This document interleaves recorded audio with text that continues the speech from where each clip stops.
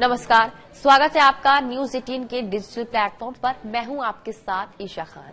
सोना, गोल्ड, ये सिर्फ एक धातु नहीं, एक भरोसा है। कभी दादी की अलमारी में रखे गहनों के रूप में, तो कभी किसी माँ की बचत में छिपे सपनों के रूप में। लेकिन आज वही सोना दुनिया भर के बाजारों में तूफान मचा रहा है। 3 साल में 180% का उछाल। अंतर्राष्ट्रीय बाजार में सोना $4,000 प्रति औंस पार कर चुका है और दिल्ली सर्राफा बाजार में इसकी कीमत पहुंच चुकी है $1,26,000 प्रति 10 ग्राम। मतलब अगर किसी ने 3 साल पहले थोड़ा सा भी सोना खरीदा था तो आज उसकी कीमत लगभग 3 गुना हो चुकी है। जी हाँ, पर अब इससे बड़ा सवाल उठ रहा है, क्या सोने में अब भी दम बचा है या फिर ये रफ्तार अब थमने वाली है? अब सबसे बड़ा सवाल ये है कि क्या सोने में अब भी दम बचा है या अब ये ओवर हीटेड हो चुका है? विश्लेषकों की राय इस वक्त 2 हिस्सों में बटी हुई है। कुछ कह रहे हैं कि सोना अब ओवरबॉट जोन में पहुंच चुका है, यानी इसमें बहुत तेजी आ चुकी है और अब करेक्शन यानी अस्थायी गिरावट का दौर शुरू हो सकता है। लेकिन दूसरी तरफ गोल्डमैन सॉक्स जैसे बड़े निवेश बैंक का कहना है कि अभी तो ये बस शुरुआत है। उनका दावा है कि 2026 के अंत तक सोना $4,900 प्रति औंस तक जा सकता है। अगर ऐसा होता है तो भारत में सोना लगभग $1,37,000 प्रति 10 ग्राम तक पहुंच सकता है। अक्टूबर 2022 में जब दुनिया भर के बाजारों में अनिश्चितता थी, सोना तब $1,437 प्रति औंस था और आज सिर्फ 3 साल में ये $4,000 तक पहुंच चुका है। मतलब 180% की चढ़ाई। अगर निवेश की भाषा में कहें तो इसका वार्षिक औसत रिटर्न करीब 40% तक बैठता है। साल 2023 और 2024 में सोने ने 20% की बढ़त दी है, लेकिन 2025 में तो इसने सारे रिकॉर्ड्स ही तोड़ डाले हैं।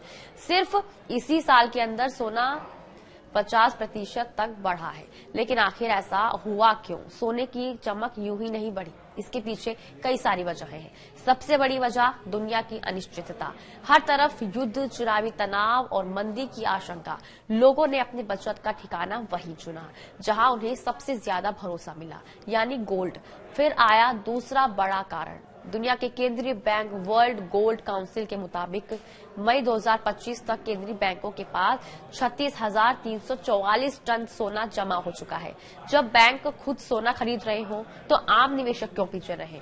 तीसरा बड़ा कारण डॉलर की कमजोरी और ब्याज दरों की उम्मीदें।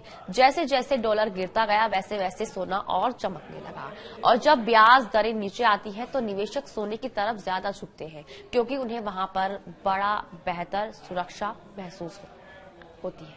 ETF यानी एक्सचेंज ट्रेडेड फंड्स में भी गोल्ड की मांग बढ़ी है। लोग अब फिजिकल गोल्ड की जगह डिजिटल या इन्वेस्टमेंट गोल्ड ले रहे हैं, क्योंकि उन्हें लगता है कि भरोसा वही लेकिन झंझट कम है। अब जरा भारत की बात कर लें तो भारत दुनिया का दूसरा सबसे बड़ा गोल्ड कंज्यूमर है। यहाँ सोना सिर्फ एक मेटल नहीं, एक भावना है। शादी ब्याह से लेकर त्योहारों तक हर खुशी सोने से जुड़ी होती है, लेकिन इस बार ये खुशी कुछ महंगी पड़ रही है। सोने की बढ़ती कीमतों ने गहने खरीदने वालों को तो परेशान किया ही है, मगर निवेशकों के चेहरे भी खिल उठे हैं। अब सवाल यही है, आगे क्या होगा? क्या ये तेजी जारी रहेगी या फिर वहां से गिरावट शुरू होगी? कुछ एक्सपर्ट्स कहते हैं कि इतनी तेजी के बाद थोड़ी गिरावट स्वाभाविक है। सोना अगले कुछ महीनों में 10 से 15% तक नीचे आ सकता है, लेकिन गोल्डमैन सॉक्स का कहना है कि सोने की रफ्तार को कोई नहीं रोक सकता। यानी ये गिरावट अगर आई भी तो वो सिर्फ रिफ्रेश बटन की तरह होगी। तो अगर आप सोने में निवेश करने की सोच रहे हैं तो जल्दबाजी ना करें। सोना एक दिन में अमीर नहीं बनाता, लेकिन वक्त के साथ भरोसेमंद साथी जरूर बनता है। बेहतर है कि आप इसे धीरे धीरे खरीदें, हर महीने थोड़ा थोड़ा, जैसे SIP में करते हैं। डिजिटल गोल्ड या गोल्ड ETF एक अच्छा विकल्प हो सकता है, क्योंकि इसमें टैक्स और मेकिंग चार्जेस का झंझट नहीं होता। बस ध्यान रहे कि हर उछाल के बाद गिरावट आती है और हर गिरावट के बाद फिर नई उड़ान। सोना हमेशा यही करता आया है, कभी थमता नहीं, बस चमकता रहता है। और इसी के साथ आज के लिए बस इतना ही। नमस्कार।